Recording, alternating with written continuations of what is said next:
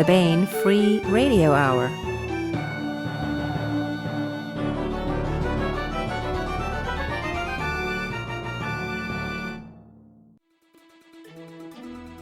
On the podcast, rocket sleds and guys in red. Faint traces of iridium are a telltale sign in iridium poisoning cases. Duh. Plus, we continue with the complete audiobook serialization of David Drake's The Sea Without a Shore. All right now.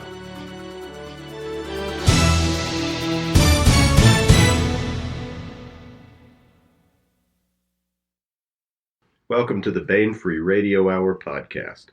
It's an honor to have you along. I'm Baen editor Tony Daniel. And I'm editorial assistant Christopher Rocchia. Hey, Merry Christmas. Merry Christmas, Christopher. Merry Christmas to you too, Tony. Happy holidays of various sorts and jingle, jingle, ho, ho. This time we have an interview with Anette Pedersen. Anette is the author of 1635, The Wars for the Rhine, which is the latest entry in Eric Flint's 1632 universe. This is a novel about the western frontier of the United States of Europe, which is along the Rhine River, hence the Wars for the Rhine. Annette gives us an in-depth view of the era and the novel, and she does it all in a warm, wonderful Danish accent. So stay tuned for that. And we also continue with the complete audiobook serialization of The Sea Without a Shore by David Drake. Now here's the news.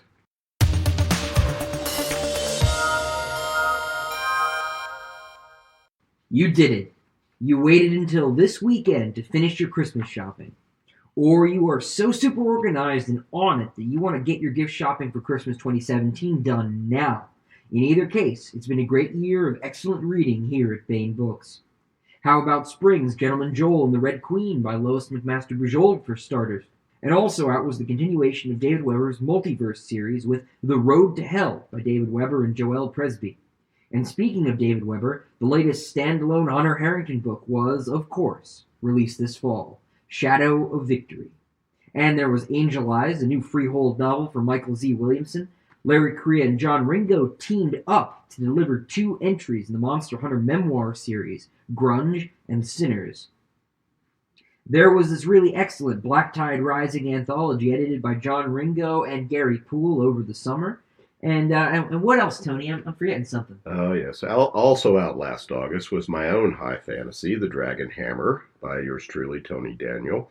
This is an excellent clean teen present for the teen on your list, or the young adult, or just yourself. I knew I was forgetting something. And speaking of that, there's more to come. We've got David Drake's RCN series' latest entry, Death's Bright Day, was a summer book. And Eric Flint and David Carrico delivered a new entry in the Zhao Empire series, which he used to write with K.D. Wentworth, Span of Empire.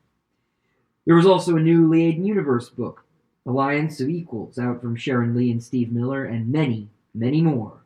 All of these are available for quick delivery or instant delivery in ebook form. And you can always buy a gift certificate at the Baen eBooks website for anyone receiving a new e-reader for the holidays. So, Merry Christmas, Happy Holidays, and good reading to you now and in all times to come. Even the weird ones in alternate universes where carnivorous unicorns frolic in geysers of Pepsodent toothpaste and confetti made of shredded expired credit cards and Alaga syrup. Alaga syrup. Alaga syrup. Don't you know anything? I don't. When did we do that? Nothing about Alaga syrup. No.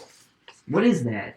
It's a mixture of, it's a dark cane syrup from Alabama, Florida border that is excellent for syrup and butter and dipping biscuits in. Well, some of us aren't from Alabama, Tony. And it comes up in great geysers in the alternate universe right across from Alabama called Mississippi.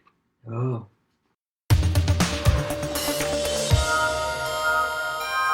I want to welcome Anette Pedersen to the podcast. Hello, Anette. Well, hello, Tony. Anette Pedersen was born and raised in Denmark, where she currently resides. She grew up reading science fiction in English and Danish due to her father's love for the genre. She's written multiple stories for anthologies, edited by Eric Flint, set in the Ring of Fire alternate history universe. Anette is a retired geologist and micropaleontologist. She is a church accountant and deacon, as well as a keen gardener and cook. She paints botanical illustrations to professional standards, but she claims with far from professional speed. Now out at booksellers everywhere is 1635, The Wars for the Rhine by Anette Pedersen, and set in Eric Flint's Ring of Fire alternate history universe.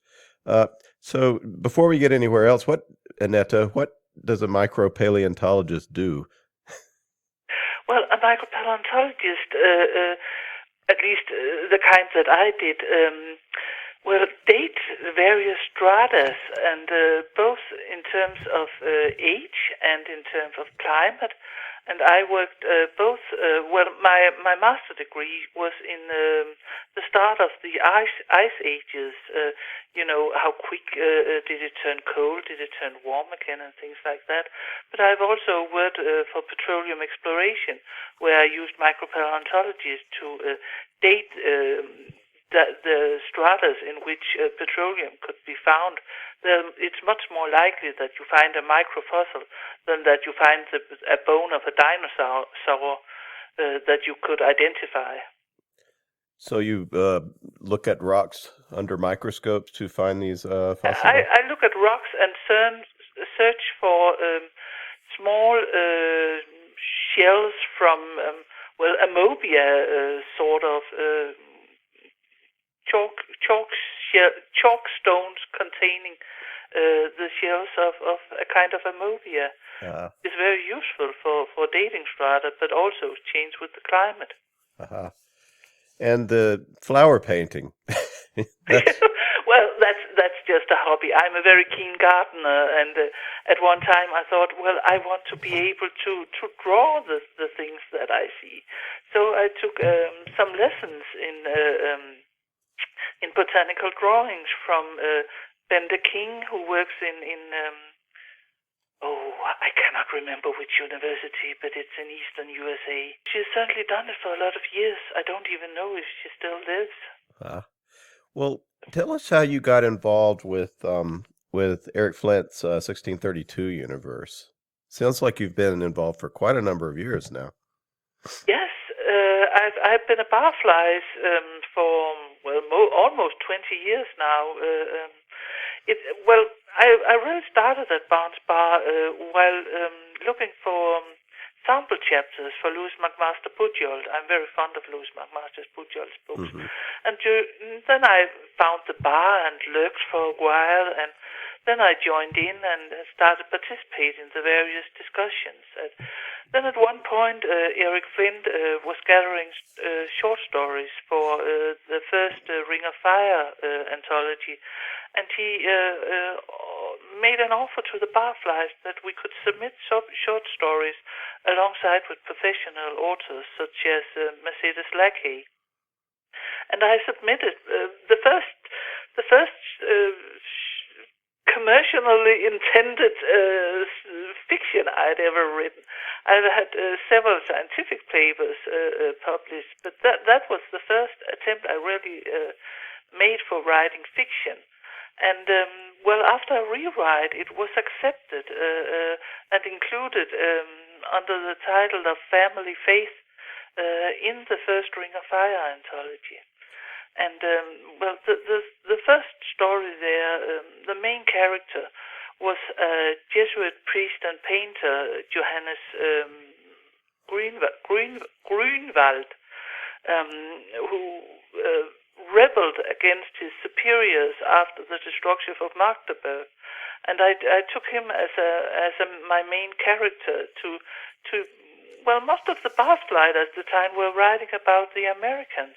Of course they did, but I wanted a European main character, and preferably one with a religious background, because the 30 Years' War was, at least on some levels, a religious war. And I wanted to do something about that, and that was my first story in the Ring of Fire universe. And it was followed by a second story, A Question of Fate, which was published in the Grandville Gazette, both in the publications and in paper. But when I then wrote the third short story about Father Johannes Grünwald, I was invited to join with the Torturer Fulda project. The Torturer Fulda project was intended to deal with the western frontier of the United States of Europe, and it was named after a character created by Virginia DeMarc in her short story Prince and Abbot. Felix Gruyard, who was a torturer, and well, Eric Flint gathered a group of barflies, and we were supposed to write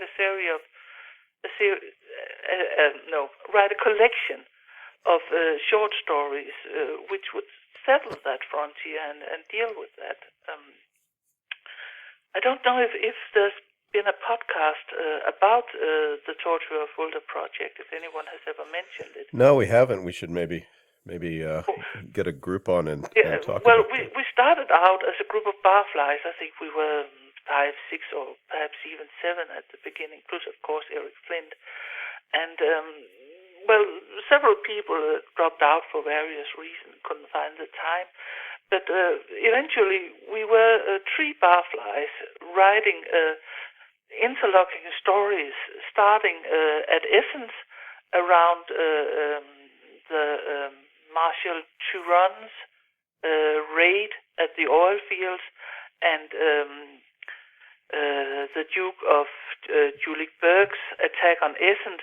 And there was one person who was supposed to write about that, and from that it should move up the Rhine to Cologne, where I was supposed to write about the Duke of Hessen-Kassel's attack on Cologne.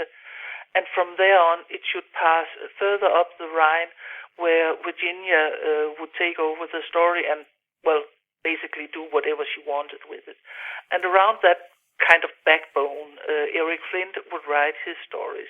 That was the intention, and that didn't happen. I'm not really certain what happened to the Essence story, but Virginia's story was instead included in one of her own books. And Eric Flint, I don't really think he had the time, of course. I'm sure it's still on his plate somewhere. What?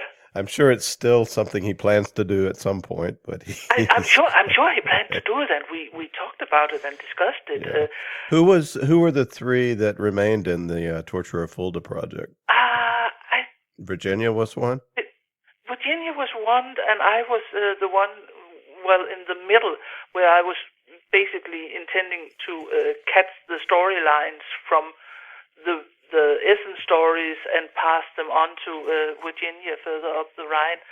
But anyway, in the end, I had my story centered around Cologne. I called it the Cologne Cabal, with Charlotte von Zweibrücken and General Melchior von Hasfeld as the main characters, and with the Archbishop Ferdinand of Cologne and the Duke of Hessen-Kassel as the antagonist. Yeah, now that this is the book we're discussing now, which is that was where I was left, but my part was only intended to be about a fourth of a novel, as a quarter of a novel, and I didn't really know what anybody else were doing, so I put it aside for a while and wrote something else. I wrote 2 more short stories, completely different short stories, and some that had nothing to do with Father Johannes von Grünwald. Instead, I wrote with Karin Offord. We wrote a story together called Nobody Wants to Be a Pirate in the Baltics, and I made a sequel to that story called Frying Pan. They were very, very different from what I had otherwise written. Yeah, we've interviewed Karen on the podcast before for the book he wrote with Rick Boatwright, I believe. Is that correct? The Alchemist Tales. I heard that podcast. Yeah. Well, so but anyway, but But anyway, my Colonia Cabal, it sort of rested for several years, and then Eric Flint contacted me, and we talked about what we were to do about it, because the Tortuga Fulda project, I don't think he believed in it anymore. So what should we do with my Colonia Cabal, which was far too big to be a short story, but not big enough to be a novel? And he asked if I would like to expand it into a novel, and I did that. I didn't have the time to rewrite it completely, but I had several ideas that I had cut away from the main story, and those I added and expanded, and in the end, there was a novel. Yeah. So, yes. So it had a kind of odd background, because it wasn't something I started writing from the beginning and all the way to the end. There was the core story, and then all those fascinating people running around doing other things. Well, it's a lot of fun, and it certainly does hang together as a nice novel. Now, thank you, because I really tried very, very hard, and in my head it was a braid of a story, but it did connect, and I think I found all the loose ends and had them tied up. Yeah, and in some exciting ways. We should say before we go any further, for those who have no idea what we're talking about with the 1632, is that this is 3 years after this West Virginia town of Grantville has suddenly appeared in the middle of Europe in 1632. And there have been a lot of changes since then. Maybe you can give us the Wars for the Rhine political overview, maybe. So, what's important about the Rhine as a river in the story and in general? So. Well, the roads at the time were so bad, and the railroad was only just starting. So quite a lot of traffic was along the rivers. And the River Rhine was one of the main motorways at the time. And it was possible for ocean-going ships to sail as far up the river as Cologne. So Cologne really was the gate to the oceans for Central Europe. And at the time, the area around Cologne was Catholic, but the Protestant had conquered a lot of area around it, and they were getting more and more isolated. So in this new universe, with the Americans arriving in the middle of Europe and starting the American Revolution out of time and out of place, but with quite a lot of success, there was an opportunity for the Hesse-Kassel province to expand and gain more provenance, because the Hesse-Kassel area it wasn't much at the time, and it really isn't much politically today. So in order to gain importance, they tried to expand with Cologne as their main target. They want to take that town, and so the Duke of Hesse-Kassel tries to conquer that. That attempt is mentioned in Virginia Demars's short story Prince and Abbot. But I take that story and make it central in my Cologne Cabal. What's also going on is that one of the prominent families around Cologne is the Hatchfeld family. It's a real historical family, and there's a bishop that has been sent into exile, Franz von Hassfeld. He was in our universe the Prince Bishop of Würzburg and of Bamberg, but those areas had been conquered by the Protestants. So he was in exile in Cologne, and his brother was one of the main generals for the Holy Roman Empire, and he returns to Cologne. And in my story, he helps defend Bond against the Hessian attack. Then into the story also comes the widow of the Duke of Jülichberg, who gets himself killed by attacking Essens, and his wife must then flee. She is pregnant with what could be the heir to quite a lot of important areas, and those two peoples that I mentioned. General Melchior von Hasfeld and Charlotte, the widow of Jülichberg, whose last name is Zweibrücken, those two becomes the center for my story. Yeah, and those are our hero and heroine. Of most important, but I must admit that while I wrote that part of the story, I was taken somewhat by surprise when Eric Flint told me that those two people were the main love story for the Torture Folder project, because I had really not seen them as a love story, but I suppose that is what it is.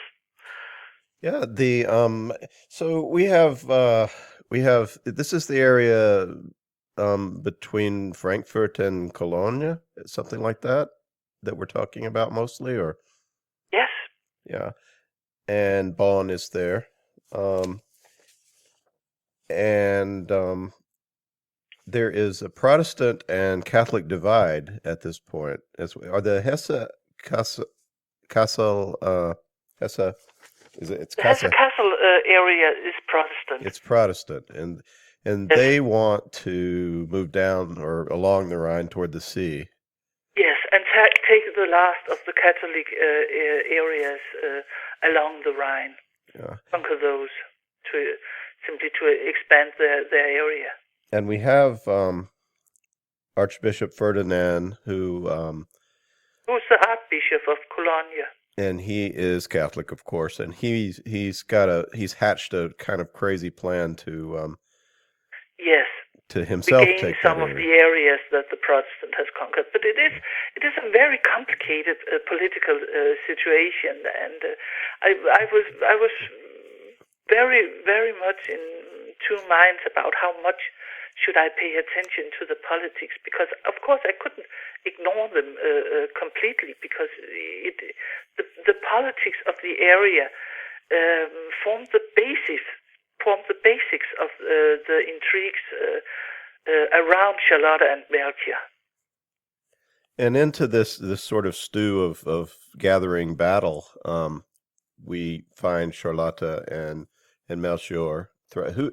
Who's Charlotte? Tell us more about her, and then more about Melchior. Yes, Charlotte, who is also a historic person. Her full name is Katharina Charlotte von Zweibrücken, and she was one of several daughters from a duke whose areas was further south, and she was married to the Duke of Jülichberg, who was at least 3 times her age. He was more than old enough to be her grandfather. But she had a son who died, several miscarriages, and was now pregnant with what was supposed to be the heir if her husband and his son of his first marriage both should die.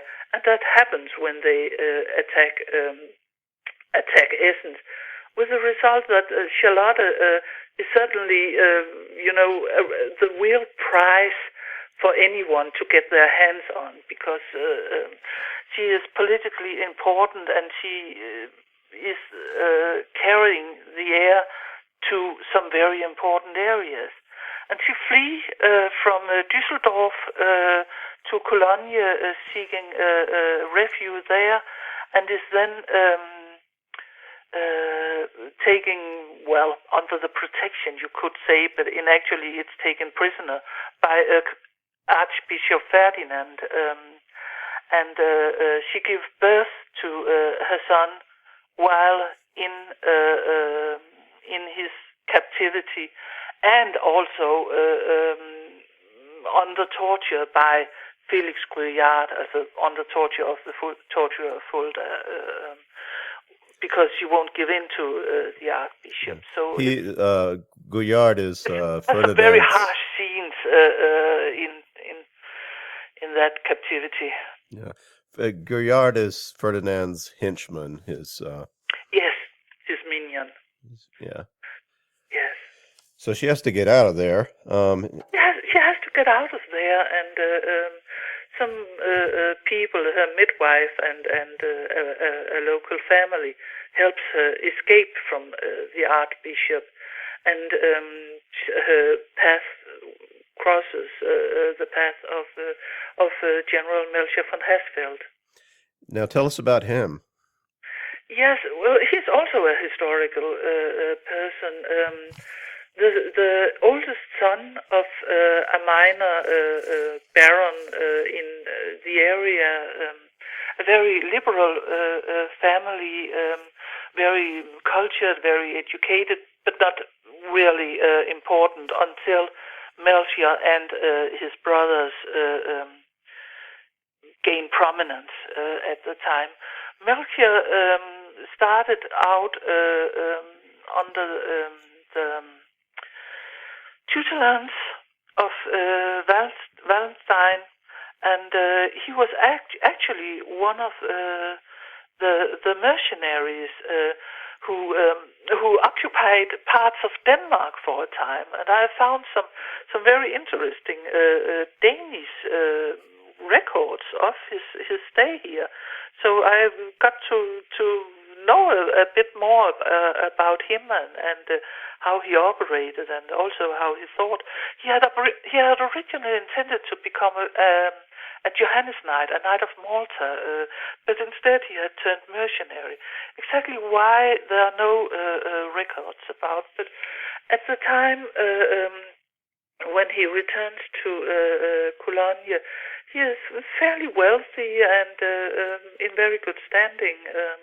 He serves the Holy Roman Empire and has been sent by what is he? He must be Crown Prince, the heir to the Holy Roman Emperor, sent to find out what is going on around Cologne, because that is one of the last remaining Catholic areas. And at the moment, he's separated from his troops, right? Where are they? Somewhere he's separated from his troops. He is apparently going there to participate in the wedding of one of his younger brothers, but he has a secret agenda because he needs to make reports about just what is happening around Cologne, because Cologne is really important. Yeah. And Cologne is important. He returns to Cologne, find out what's going on, find out about some of Archbishop Ferdinand's plans, don't believe in them, and then he returns again to Vienna with his report, and also tries to gain some support for stopping Archbishop Ferdinand, because there's really no way his attempts to regain those land areas that they can succeed. It's obvious, and it serves no purpose.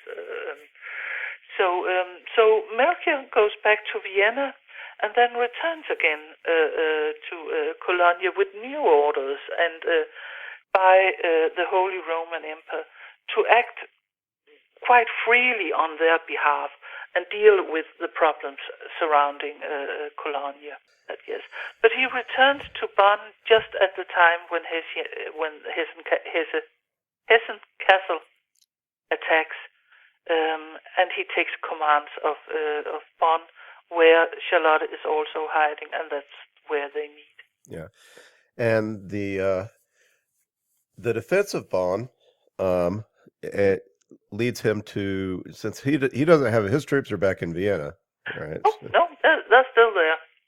Yeah, and he's dealing with the town garrison, trying to fend off these folks.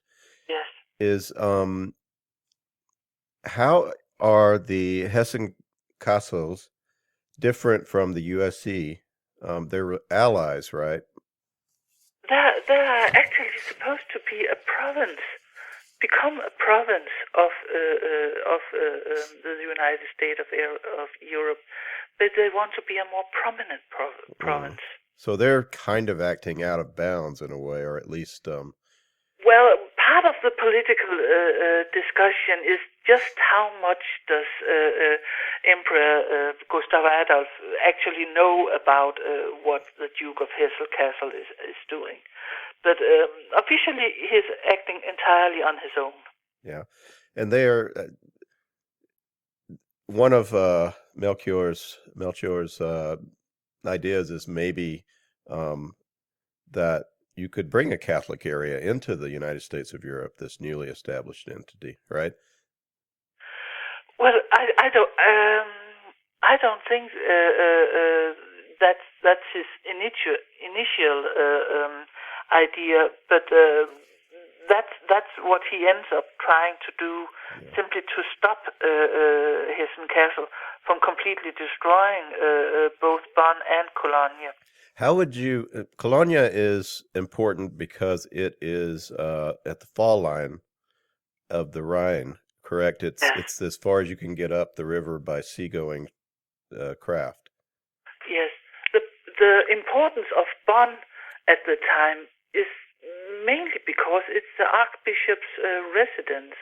The Archbishop is not allowed to enter Cologne unless he is there to perform some kind of clerical duty. Cologne is a free city. Sort of. Well, it's difficult to explain what it is, but it is kind of a miniature state. What one must remember is that at the time there weren't the kind of big countries. Germany wasn't Germany. Germany was hundreds of small areas, more or less independent, more or less allied. That's one of the reasons things got so complicated during the 30 Years' Wars, because not only was people fighting Protestants against Catholics, but they also changed alliance. There was actually in many areas where when the ruler, which could be a knight or a baron or a duke or something like that, when he changed from being Protestant to being Catholic, because that was the political thing to do at the moment, then everybody was supposed to change with him. So it could get really messy, and heritages, legacies meant that some areas were completely encircled by areas belonging to an enemy of one kind or another. So it's not a mosaic of nations the way Europe is today. It was tiny little fractions, more or less independent, and well, it was really, really complicated. If you look at some of the maps in the books in the Ring of Fire series, you can see what a jigsaw puzzle that really was. Well, you have a lot of discussion of some of this among the. One of the things I really like about this book also is that although you have you have some great battles and fighting, you also have many strong women characters who are just as good at manipulating events as men, maybe even better. Tell us about some of this, like Maxie, and I mean, it feels pretty historically accurate. Was this the case? Maxie or Maximilian is a historical person. She is the illegitimate daughter of a brother to the Duke of Bavaria, and she was given the title of Countess when she was born, but later renounced that to become a nun. And I don't know very much about her, but I know that at one point she was very a very passionate worker for women's right to total seclusion. That was a cloistered thing, while a person should be able to enter total isolation and concentrate entirely upon God and faith and prayer. And some men did that, but women weren't supposed to do that. Women were supposed to work and pray and nurse and earn their own living and things like that. And she worked very hard in Munich, in Bavaria, where she lived at the time, to gain women the right to do so if they chose, of course, because it was a choice, it was a privilege to enter total seclusion. And what I took at the base of that story was, what if she was blocked from that? What if people who she thought supported her had betrayed her? And that gave quite a lot of anger in a very competent woman. And she is not someone to trifle with, to put it very plainly. But she goes to Cologne to nurse her cousin, that's the Archbishop Ferdinand, when he falls ill from ulcer, a wound in the stomach. Ulcer. Yes. Nurses him, and then instead of going back to Munich, she accepts a position with the Hatchfeld family, helping them getting their new household in order. They have a large but very old complex of buildings in Cologne, and because of all the fightings they withdraw the family from their holdings and take and gather them in Cologne. And Maxi is then asked to help them bring their household in order. One of the people who helps them establish their new resident is Father Johannes Grünwald, whom Bishop Franz, Melchior's younger brother, hires to go to Cologne and help them with the building, and to also tell them about the Americans, because Father Johannes has stayed in Grandville for quite a while. That's the American mining town that was moved. Yeah, he's a painter, and he helps design the. Yes. As a painter and someone who knows about art and decoration and things like that, he helps them decorate. And he becomes friends. House. He becomes friends with Melchior, our heroic general. He becomes what? Friends with Melchior. Yes, he becomes very close friends with Melchior and with Maxi, and also with Melchior's youngest sibling, who is their only surviving sister, Lucy. She is a cripple after a carriage accident, and also, of course, a historical person. And there's small, well, could you call it a side love story between Father Johannes Grünwald and Maxi and Lucy. So not anything obvious, or those three people becomes quite fond of each other. Yeah, it's a very nice subplot to the story. And so because Father Johannes didn't expect that and don't really know what to do about those two quite headstrong women, especially Maxi. Well, eventually it's resolved. We don't want to give away the any of the ending, but that's a fun part of the book. As far as the battles go, how do you lay siege to a town? What did the Hessen castles do to Melchior and his defensive? Hessen start by attacking Bonn simply because that's where there is a ferry. That's the most direct road from Hessen Castle and down to the Rhine. But Bonn is on the other side of the Rhine, so they try to attack across the Rhine, which with some success. But they take a single tower, but cannot take the rest of Bonn. And the problem with sieges at the time is.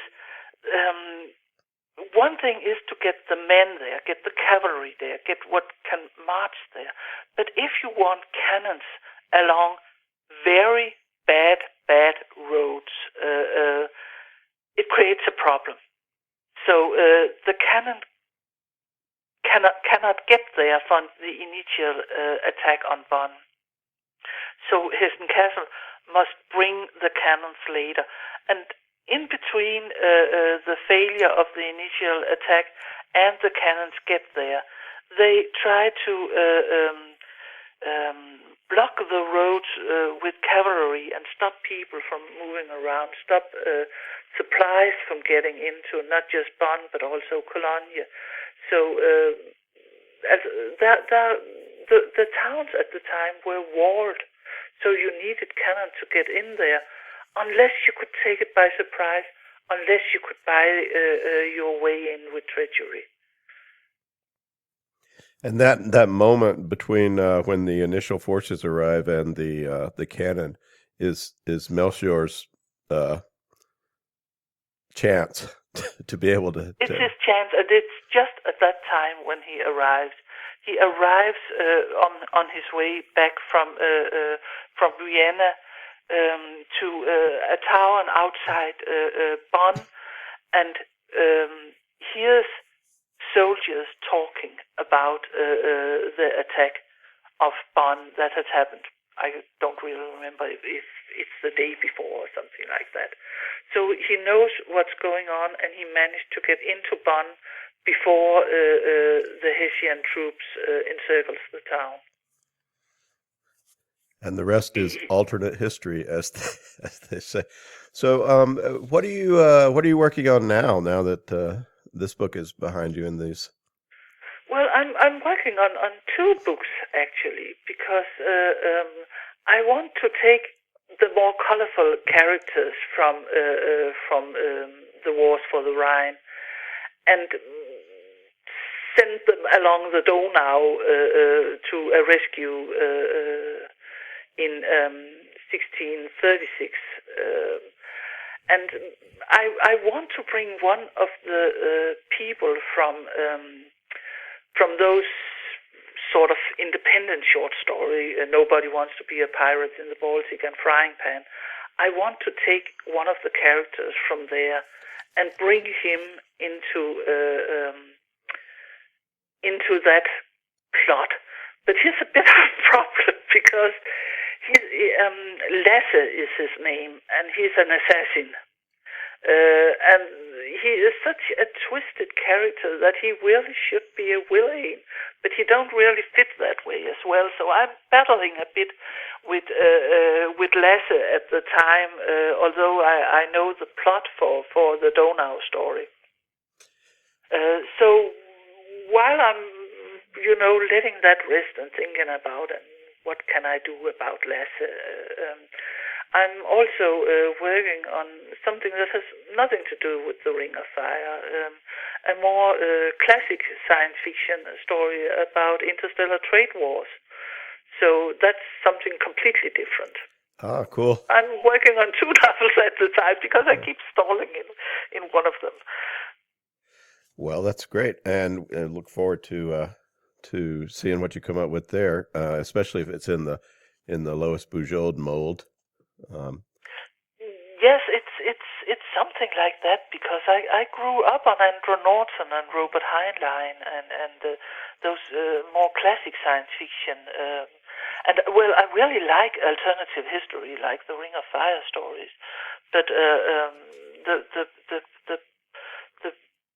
classic science fiction story I'm trying to write at the moment. That's based on the Andrew Norton Heinlein and Louis MacMaster Bujold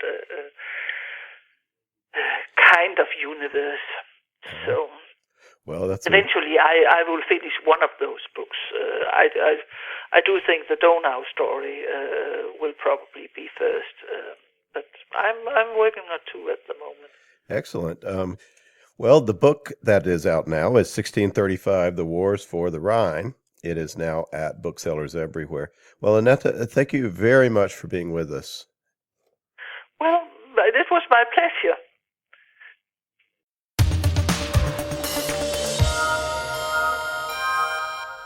Now we continue with our complete audiobook serialization of David Drake's The Sea Without a Shore. It seems Cinnabar's chief spy master is a mother also, and her son is determined to search for treasure in the midst of a civil war. Who better to hold the boy's hand and to take the blows directed at him than Captain Daniel Leary, the Republic of Cinnabar Navy's troubleshooter, and his friend the cyber spy Adele Mundy. The only thing certain in the struggle for control of the mining planet Corsaira is that the rival parties are more dangerous to their own allies than to their opponents. Daniel and Adele face kidnappers, pirates, and a death squad even before they can get to the real business of ending the war on Corsaira and bringing their charge home, maybe along with ancient alien treasure. Now here is the next entry of David Drake's The Sea Without a Shore. Chapter 22. Hablinger on Corsaira. The river Cephisus was an expanse of brown glass when Daniel looked over the left side of the APC. The water wasn't very far from the top of the levee either.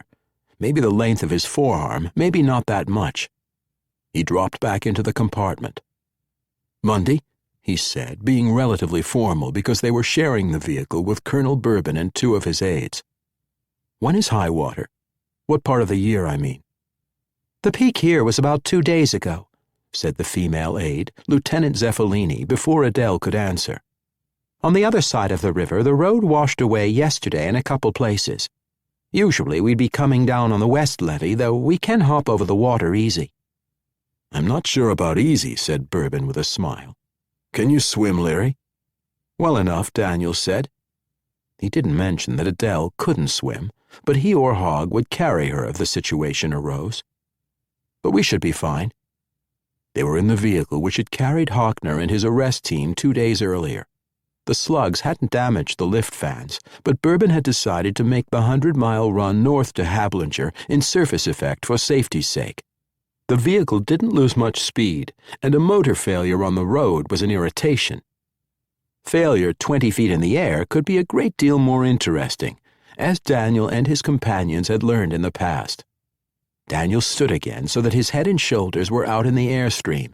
He lowered the visor of his helmet. The compartment hid a lid of pleated titanium battens, but it was rolled back at present. Gunfire during the attempted coup hadn't seriously damaged the vehicle, but there hadn't been time to fully clean the compartment. Muggy heat turned residues of blood and brains into a stomach-roiling stench. Downwind of the fish processing plant at Bantry was worse, but Daniel had no reason at the moment not to be out in the breeze. Hogg was in the cab with the automatic impeller, while Tovera rode on the passenger side of the cab, which would ordinarily have been the gunner's seat when the impeller wasn't manned. Tovera had wanted to drive the vehicle, but Colonel Bourbon had refused to permit that, and neither Adele nor Daniel had made any effort to overrule him. Tovera knew the basic theory of driving. She would never be good, though, and the APC was much heavier than anything she had experience with. At some level, Tovera probably understood that she shouldn't be driving, but her need to control all aspects of her mistress's environment had forced her to ask. To Daniel's surprise, Adele shut down her data unit and stood beside him. She surveyed the paddies to the right. The land across the river was identical, but the Cephisus was too wide to see across at that point. Turning to Daniel, she said, "I've never seen terrain like this. That is, I've seen imagery even before I began preparing to enter Hablinger. but the real thing is different from the images." She smiled, more or less. "I prefer the imagery," she said. The rice paddies were 40 feet below the road the vehicle was following. They hadn't been planted or flooded for over a year, but the ones Daniel could see were soppy because of leakage from the river. Weeds and self-seeded rice grew raggedly from the black muck. The dikes separating each field from its neighbors were about 4 feet high. The tops of the dikes were grass, but shaggy trees grew out from the sides and curved upward. Seed pods like lengths of orange tape dangled from some of them. "I suppose the terrain is the same all the way to the city walls," Adele said. Her smile quirked again. "That's what the imagery showed, though imagery didn't allow me to appreciate quite how muddy it would be." "The mud didn't sound," Daniel said. He made his voice a trifle more cheerful than the words themselves required, but he was telling the truth. "You won't clink on a stone, which is the sort of thing that wakes up even a Pantalarian guard. And Hogg will get you through, never fear. I won't pretend it'll be a walk in the park, but all you have to worry about is crawling. He'll take care of the rest." Daniel's voice changed in the middle of the final thought. Adele didn't need anyone to kill for her. Hogg would simply do the business more quietly, and come to that. Adele was looking at him with her minuscule smile. "She's thinking the same thought." "Your little pistol doesn't make a great deal of noise, granted," Daniel said, finishing the thought aloud. "But Hogg is still a better choice." "Even Tovera agrees about that," Adele said, "which is high praise for Hogg, and a relief to me not to have to settle the matter myself." The hill on which Hablinger rose, a steep-sided mound over 50 feet high, was the only interruption of the flat landscape. Daniel could easily make out buildings without using the optical enhancements of his helmet visor. "They can see us from there," Adele said. "Why don't they shoot?" "Because we'd shoot back," said Colonel Bourbon. He must have been listening for some time, but only now did he rise from his seat to join them. "Isn't that the point of the exercise?" said Adele. There were openings in the inner walls of the dikes they were passing. A few, 2, 3, in one case 6, people, mostly men, were visible near each, sometimes sitting on the dike itself. Generally, but not always, their weapons were nearby. "Sniping would force both sides to keep under cover and make the siege more unpleasant," Bourbon said. His aides were now standing also, apparently concerned that they were being left out. "It wouldn't affect the military situation, though." Daniel nodded. "Everyone would stay under cover," he said, in part showing that he understood, but also making sure that Adele did. "The combatants would stay under cover," Bourbon said, correcting him. "Hablinger can't be concealed. We don't have real artillery, but automatic impellers could level the town. It's stabilized mud, so the walls would shatter." He shrugged. "The Pantalarians find billets in Hablinger much more comfortable than muddy dugouts would be.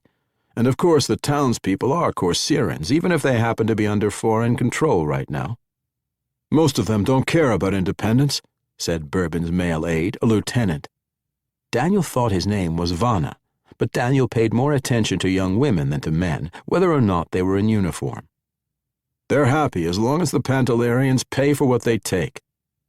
"I've noticed," Daniel said, trying not to sound too irritated, "that the tenants at Bantry worry more about how their crops are coming in than they do about who the Speaker of the Senate is. The crops determine how well they and their families are going to eat."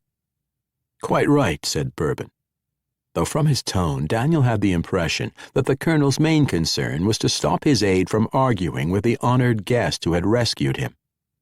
"This is where we'll cross the river, so you might want to get down inside again." He and his aides ducked into the compartment. Daniel nodded to Adele and dropped to his seat just as the vehicle slowed and bumped down onto the Cephasus. Water spewed up on all sides. Though the river looked like liquid mud from above, its spray had its usual rainbow beauty in the sun. Some of the iridescent fog settled over those in the compartment. But it was better to be damp than to close the cover and drown if a lift fan failed. The APC lifted 20 inches in the air to clear the edge of the west levee, then slewed to the right along the roadway there so as not to plunge straight over the 40-foot escarpment. Only after the driver had slowed from the headlong pace at which they'd crossed the river did he nose his vehicle down toward the paddies. He angled his lift fans in order to keep the nose more or less level with the stern, though the latter was actually dragging on the slope. "General good feeling between the sides or not," Daniel said, his lips close to Adele's ear. "I'd expect somebody in Hablinger to take a shot at a high-value target when a single slug could take out the whole vehicle and everybody aboard."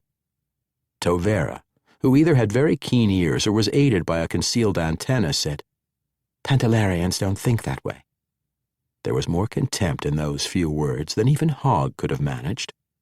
The APC reached ground level in an eruption of gluey black mud, some of which rained through the open roof.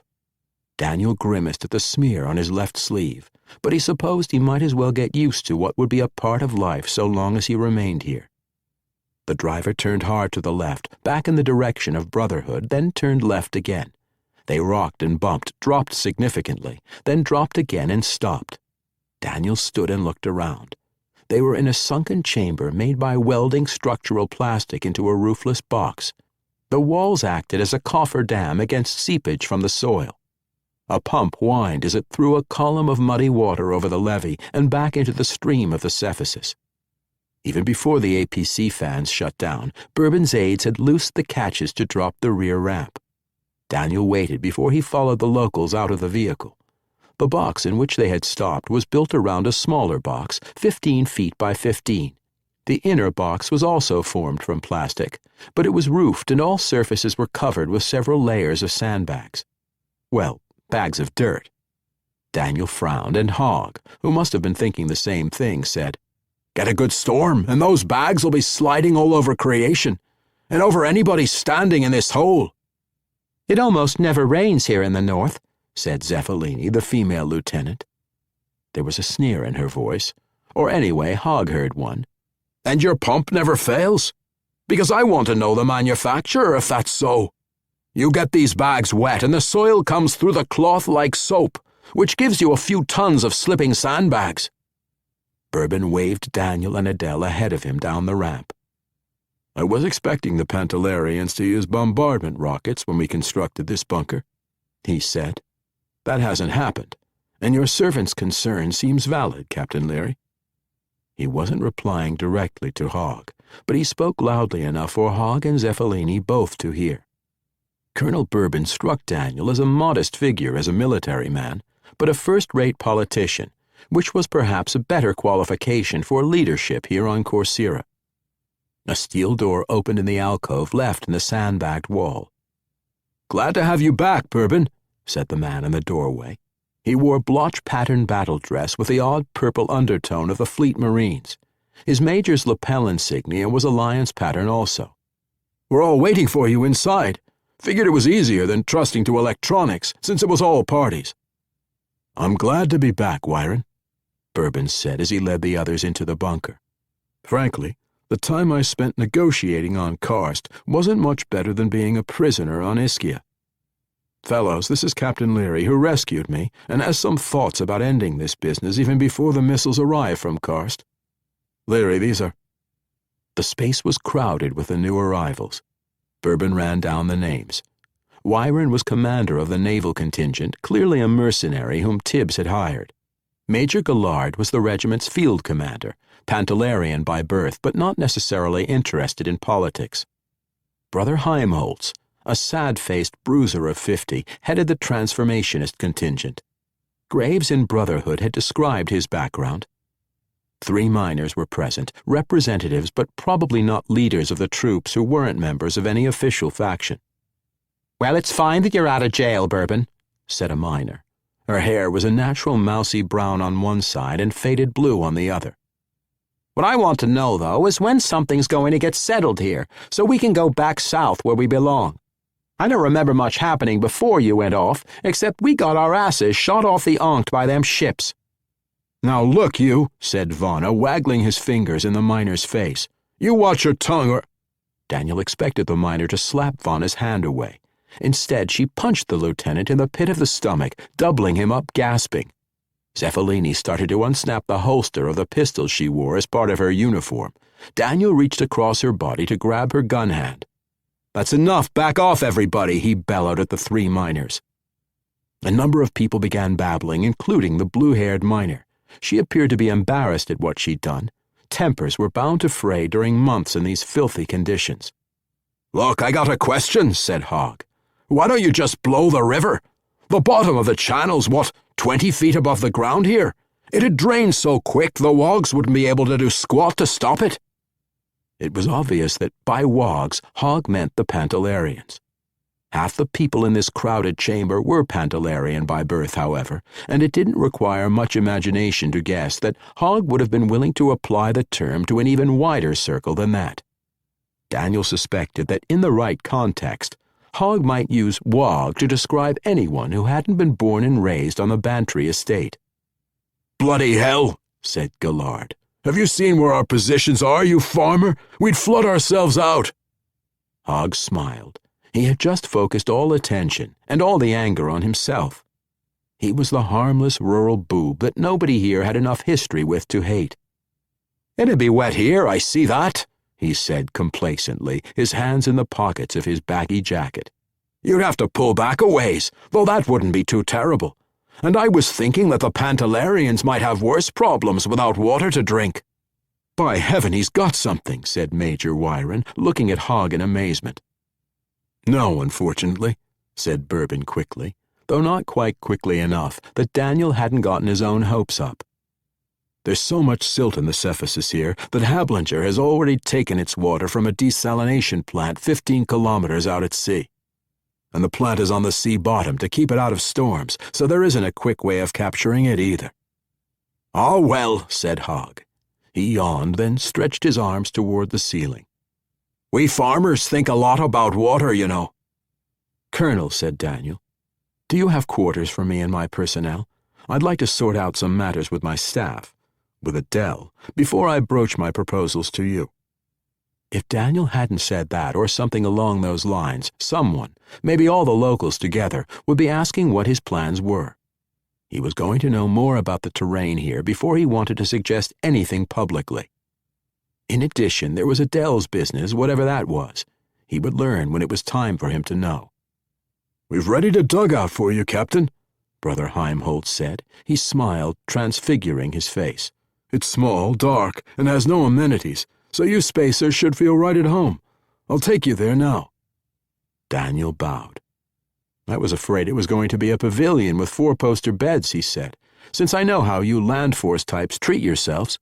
I appreciate you going to such effort to make poor spacers feel comfortable."